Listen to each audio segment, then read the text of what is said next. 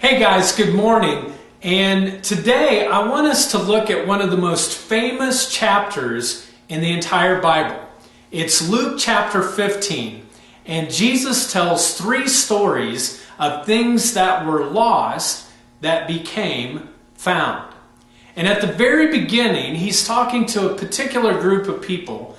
And this is what it says in Luke 15, verses 1 and 2.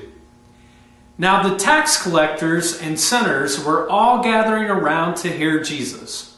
But the Pharisees and the teachers of the law muttered, "This man welcomes sinners and eats with them."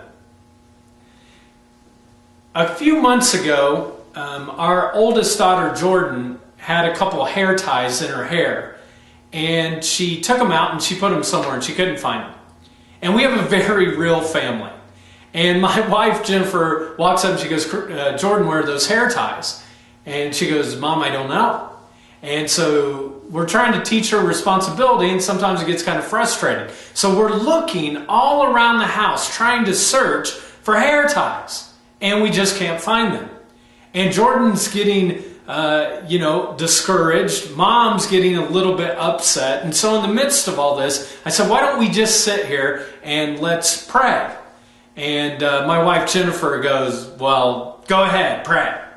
And no one's really into the prayer, but I pray that God would help our attitudes more than anything else, and that we would find the hair ties. Well, about that time, my youngest daughter, Shiloh, delivers a present in her diaper. And I have to go to her room to change her.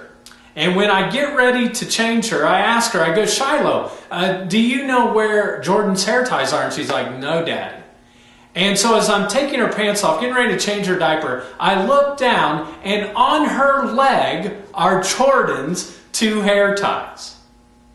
Now, the reason we were looking for all of this is because we thought something was lost and we wanted it to be found and we wanted Mama to be happy. But it was just hair ties. And in Luke 15, Jesus goes on to tell three stories. One story about a lost sheep. And I think the people in context that day were like, "Oh, well, it's just a sheep." And then the second story is about a lost coin, and a woman cleans her whole house trying to find this coin.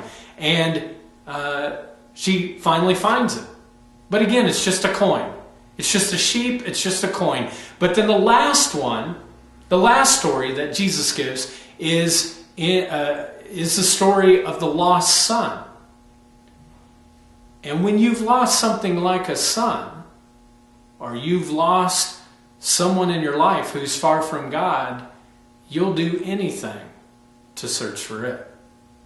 And the story tells us that in verse 20, and I hope you'll read that this week, it says that the lost son who went out and squandered all of his wealth, that the father runs towards his son to embrace him.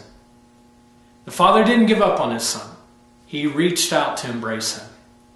And I'm just wondering today, maybe there's a person in your life who's lost. And the only way that they'll ever have some sense of being found is if you don't give up on them. And you know why you don't give up on people?